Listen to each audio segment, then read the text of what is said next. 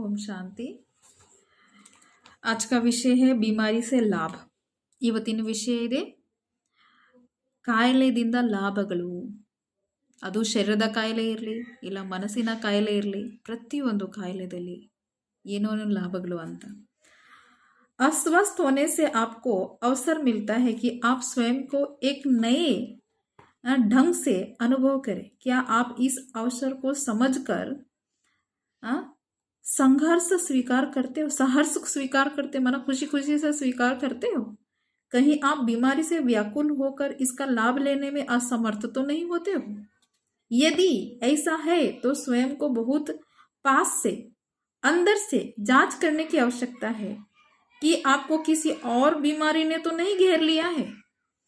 ನೀವು ಅಸ್ವಸ್ಥ ಇರುವಾಗ, ಅಂದರೆ ನೀವು ಕಾಯಿಲೆ ಶರೀರಕ್ಕೆ ಕಾಯಿಲೆ ಇರುವಾಗ, ಅಸ್ವಸ್ಥ ಇರುವಾಗ ನಿಮಗೆ ಒಂದು ಹೊಸದಾಗಿ ಅವಕಾಶ ಸಿಕ್ಕುತ್ತೆ.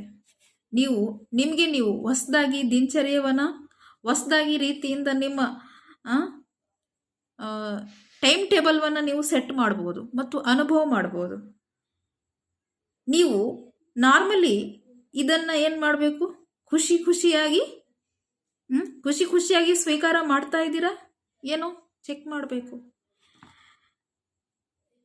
ಕೆಲವು ಟೈಮಲ್ಲಿ ನೀವು ನಿಮ್ಮ ಕಾಯಿಲೆದಿಂದ ತುಂಬ ದುಃಖಿಯಾಗಿ ತೊಂದರೆ ಪಟ್ಟು ಲಾಭ ತೆಗೆದುಕೊಳ್ಳೋಕ್ಕೆ ಬದಲಾಗಿ ಏನು ಮಾಡ್ತೀರಾ? ದುಃಖಿ ಆಗ್ಬಿಡ್ತೀರಾ, ಅಸಮರ್ಥರಾಗಿರ್ತೀರ, ಸಂಘರ್ಷದಲ್ಲಿ ಹೋಗ್ತೀರಾ, ವ್ಯಾಕುಲರಾಗ್ಬಿಡ್ತೀರಾ. ಇದರದ ಕಾರಣ ಏನಿದೆ? ಇದರದ ಕಾರಣ ಏನೈತೆ ಅಂದರೆ ನಿಮಗೆ ನೀವು ಬಹಳ ಹತ್ತಿರದಿಂದ ಒಳಗಡೆಯಿಂದ ಚೆಕ್ ಮಾಡೋದು ಅವಶ್ಯಕತೆ ಇದೆ. ನೀವು ನಿಮ್ಮ ಬಗ್ಗೆ ಯಾವುದೇ ಪ್ರಕಾರದ ಕಾಯಿಲೆಯಲ್ಲಿ ನಿಮಗೆ ನೀವು ದುಃಖಿ ಆಗ್ತಾ ಇದ್ದೀರಾ, ಯಾವುದು ಕೆಲಸ ಇಲ್ಲ, ಆರಾಮಾಗಿದ್ದೀರಾ, ಆದ್ರೂ ಸಹ ನೀವು ದುಃಖಿ ಆಗ್ತಾ ಇದ್ದೀರಾ ಅಂದರೆ ಏನಾರ ನಿಮಗೆ ಬೇರೆ ಕಾಯಿಲೆ ಆವರಿಸ್ಕೊಂಡಿರೋದು ಅಂತ ಅರ್ಥ. ಶರೀರದ ಕಾಯಿಲೆ ಜೊತೆಯಲ್ಲಿ ಮನಸ್ಸಿನ ಕಾಯಿಲೆನೂ ಸಹ ಆವರಿಸ್ಕೊಂಡಿರೋದು ಅಂತ ಅರ್ಥ. जिस तरह बीमारी का बाहर इलाज करने के लिए अस्पताल जाकर एक अच्छे डॉक्टर से परामर्श अर्थात चेक कराना पड़ता है, आरामदायक बिस्तर व स्वास्थ्यवर्धक भोजन लेना पड़ता है, आंतरिक इलाज भी वैसा ही है. ಹೇಗೆ ರೀತಿ ಕಾಯಿಲೆ ಹೊರಗಡೆಯಿಂದ, ಯಾವುದೇ ಒಂದು ಕಾಯಿಲೆ ಹೊರಗಡೆಯಿಂದ ಶರೀರದ ಕಾಯಿಲೆ ಇರುವಾಗ ಏನು ಮಾಡ್ತೀವಿ? ಹೊರಗಡೆದು ಶರೀರದ ಕಾಯಿಲೆ, ಯಾವುದಾದ್ರೂ ಒಂದು ಶರೀರದ ಕಾಯಿಲೆ ಇರುವಾಗ ಏನು ಮಾಡ್ತೀವಿ? ಡಾಕ್ಟರ್ ಹತ್ರ ಹೋಗಿ, ಒಳ್ಳೆ ಡಾಕ್ಟರ್ ಹತ್ರ ಹೋಗಿ ಏನು ಮಾಡ್ತೀರಿ? ಆ ಕಾಯಿಲೆ ಬಗ್ಗೆ ಅದ್ರ ಬಗ್ಗೆ ಪೂರ್ತಿ ನಾವು ಅದರದ ವಿವರಣೆ ತಗೊಳ್ತೀವಿ. ಏನು ಕಾಯಿಲೆ, ಏನು ಎತ್ತ ಅಂತ ಹೇಳಿ. ಆಮೇಲೆ ಏನು ಮಾಡ್ತೀವಿ? ನಮ್ಮ ಶರೀರಕ್ಕೆ ಎಷ್ಟು ಆರಾಮ ಕೊಡಬೇಕು, ಎಷ್ಟು ರೆಸ್ಟ್ ಕೊಡಬೇಕು, ಅದಕ್ಕೆ ಚೆನ್ನಾಗಿರೋದು ಒಂದು ಬೆಡ್ಡು ಬೇಕಾಗಿರುತ್ತೆ. ಮತ್ತು ಆರೋಗ್ಯಕರವಾದದ್ದು ಊಟಗಳು, ತಿನ್ನೋದು ಪದಾರ್ಥಗಳು ಬೇಕಾಗಿರುತ್ತೆ, ಅವಶ್ಯಕತೆ ಇರುತ್ತೆ.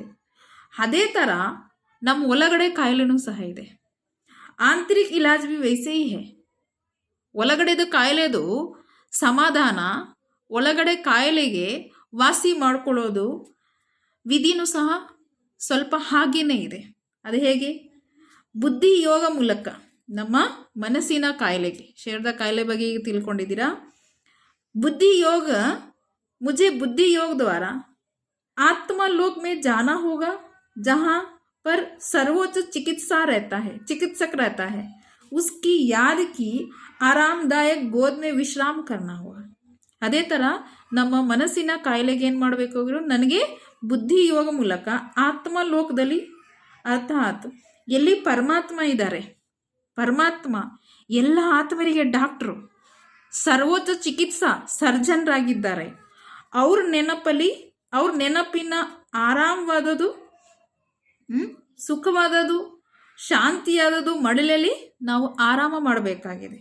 ಮತ್ತು और पवित्र व श्रेष्ठ विचारों का संतुलित आहार भी लेना होगा. ಮತ್ತು ಪವಿತ್ರವಾದದ್ದು, ಶ್ರೇಷ್ಠ ಆಲೋಚನೆ, ಶ್ರೇಷ್ಠ ವಿಚಾರದ ಸರ್ವಶ್ರೇಷ್ಠ ಆಲೋಚನೆಯ ಊಟನೂ ಸಹ ನಾವು ಆತ್ಮಕ್ಕೆ ಕೊಡಬೇಕಾಗಿರುತ್ತೆ. ಆಗ ನಮ್ಮ ಆತ್ಮ ಅರ್ಥಾತ್ ಮನಸ್ಸಿನ ಕಾಯಿಲೆನೂ ಸಹ ವಾಸಿ ಆಗುತ್ತೆ. ಅಂದರೆ ಶರೀರದ ಕಾಯಿಲೆಗೆ ಹೇಗೆ ರೀತಿ ಆರಾಮ ಮಾತ್ರ ಇಂಪಾರ್ಟೆಂಟ್ ಇದೆ, ಒಳ್ಳೆ ಒಳ್ಳೆ ಊಟ ತಿಂಡಿ ಇಂಪಾರ್ಟೆಂಟ್ ಇದೆ, ಡಾಕ್ಟ್ರದ್ದು ಚೆಕಿಂಗ್ ಇಂಪಾರ್ಟೆಂಟ್ ಇದೆ, ಅದೇ ಥರ ಮನಸ್ಸಿನ ಕಾಯಿಲೆಗೆ ಏನು ಇಂಪಾರ್ಟೆಂಟ್ ಇದೆ? ಆತ್ಮರ ಸರ್ಜನ್ ಪರಮಾತ್ಮ ಅವರು ಮನಸ್ಸಿನ ಡಾಕ್ಟರ್ ಆಗಿದ್ದಾರೆ. ಅವ್ರದ್ದು ಸಲಹೆ ಇಂಪಾರ್ಟೆಂಟ್ ಇದೆ. ಅವ್ರ ನೆನಪಿಂದ ನಮ್ಮ ಆತ್ಮಕ್ಕೆ ಆರಾಮ ಸಿಗುತ್ತೆ. ಅವ್ರ ನೆನಪೇ ನಮಗೆ ಮಡಿಲು. ಮತ್ತು ಅವ್ರ ಮಾತುಗಳು, ಶುದ್ಧ ಆಲೋಚನೆಗಳು, ಶ್ರೇಷ್ಠ ವಿಚಾರಗಳು ನಮ್ಮ ಆತ್ಮಕ್ಕೆ ಊಟ, ಸಂತುಲಿತ ಆಹಾರಗಳು. ಇದು ತೆಗೆದುಕೊಂಡ್ರೆ ನಮ್ಮ ಆತ್ಮನೂ ಸಹ ಶಕ್ತಿಶಾಲಿ ಆಗುತ್ತೆ, ಕಾಯಿಲೆದಿಂದ दूर आगुत्ते, निरोगी आगुत्ते अंत। बीमारी हमें अपने मन को शारीरिक स्थिति से स्वतंत्र करके इसे शांति के अपने आंतरिक स्रोत से जोड़ देने का अवसर प्रदान करती है। सबसे अच्छा इलाज यही है। ಕಾಯಿಲೆ ನಮಗೆ ನಮ್ಮ ಮನಸ್ಸಿಗೆ ಶರೀರದ ಶಕ್ತಿಯಿಂದ ಸ್ವತಂತ್ರ ಮಾಡಿ, ಅಂದರೆ ಏನು ಮಾಡುತ್ತೆ, ನಮ್ಮ ಕಾಯಿಲೆಗಳು ಏನು ಮಾಡುತ್ತೆ, ನಮ್ಮ ಮನಸ್ಸಿಗೆ ಶರೀರದ ಸ್ಥಿತಿಯಿಂದ ಸ್ವತಂತ್ರ ಮಾಡಿ ಶಾಂತಿಯ ಸ್ಥಿತಿ, ಅರ್ಥಾತ್ ಒಳಗಡೆ ಏನೈತೆ ಆತ್ಮಗೆ ಏನು ಮಾಡುತ್ತೆ, ಪರಮಾತ್ಮನ ಜೊತೆಯಲ್ಲಿ ಜೋಡಣೆ ಮಾಡಿಸೋದು ಅವಸರ ಪ್ರದಾನ ಮಾಡುತ್ತೆ, ಸಮಯ ಕೊಡುತ್ತೆ. ಈಗ ಉದಾಹರಣೆವಾಗಿ ನಮಗೆ ಶರೀರಕ್ಕೆ ಆರೋಗ್ಯ ಸರಿ ಇಲ್ಲ, ನಮ್ಮ ಶರೀರಕ್ಕೆ ಏನಾರ ಕಾಯಿಲೆ ಬಂದಿದೆ ಅಂದರೆ ಆ ಟೈಮಲ್ಲಿ ನಾವು ಯಾವುದೂ ಕೆಲಸ ಮಾಡಲ್ಲಲ್ಲ, ಮನಸ್ಸಿನ ಕೆಲಸನೂ ಮಾಡಲ್ಲ, ಶರೀರದ ಕೆಲಸನೂ ಮಾಡಲ್ಲ, ಊಟ ತಿಂಡಿ ಎಲ್ಲ ನಮ್ಮ ಮುಂದೆನೇ ಸಿಕ್ಕಿರುತ್ತೆ, ಆರಾಮಾಗಿ ಬೆಡ್ಡಲ್ಲಿ ರೆಸ್ಟ್ ಮಾಡ್ತಾ ಇರ್ತೀವಿ. ಆ ಟೈಮಲ್ಲಿ ನಾನಾತ್ಮ ಪರಮಾತ್ಮ ಜೊತೆಲಿ ಕನೆಕ್ಷನ್ ಜೋಡೋದು ಬಹಳ ಒಳ್ಳೆಯ ಟೈಮ್ ಸಿಕ್ಕಿರುತ್ತೆ, ಅವಕಾಶ ಸಿಕ್ಕಿರುತ್ತೆ. ಈ ಅವಕಾಶ ಮಾತ್ರ ನಾವು ಕಳ್ಕೋಬಾರ್ದು. ಅಂದರೆ ಕಾಯಿಲೆ ಬರುವಾಗ ನಾವು ಏನು ತಿಳ್ಕೋಬೇಕು, ಗೋಲ್ಡನ್ ಆಪರ್ಚುನಿಟಿ ಇದೆ ಪರಮಾತ್ಮ ನೆನಪು ಮಾಡೋಕ್ಕೋಸ್ಕರ, ನಮ್ಮ ಆತ್ಮಕ್ಕೆ ಶಕ್ತಿಶಾಲಿ ಮಾಡ್ಕೊಳ್ಳೋಕ್ಕೋಸ್ಕರ. ಇದಕ್ಕಿಂತ ದೊಡ್ಡ ತಂದೆ ಹೇಳ್ತಿದ್ದಾರೆ, ಇಸ್ಸೆ ಬಡ ಇಲಾಜ್ ಕೊಯ್ ನಹೀ ಹೈ, ಇದಕ್ಕಿಂತ ದೊಡ್ಡ ಚಿಕಿತ್ಸೆ, ಇದಕ್ಕಿಂತ ದೊಡ್ಡ ಟ್ರೀಟ್ಮೆಂಟು ಆತ್ಮಕ್ಕೆ ಬೇರೆ ಯಾವುದು ಇಲ್ಲವೇ ಇಲ್ಲ ಅಂತ. ಅದಕ್ಕೆ ಇನ್ಮೇಲೆ ಏನು ಮಾಡಬೇಕು, ನಮ್ಮ ಆತ್ಮದ ಕಾಯಿಲೆನೂ ಸಹ ವಾಸಿ ಮಾಡ್ಕೋಬೇಕು ಪರಮಾತ್ಮ ನೆನಪಿಂದ, ಶುದ್ಧ ಆಲೋಚನೆ, ಶುದ್ಧ ವಿಚಾರದ ಊಟದಿಂದ. ಎಲ್ಲರಿಗೂ ಧನ್ಯವಾದಗಳು.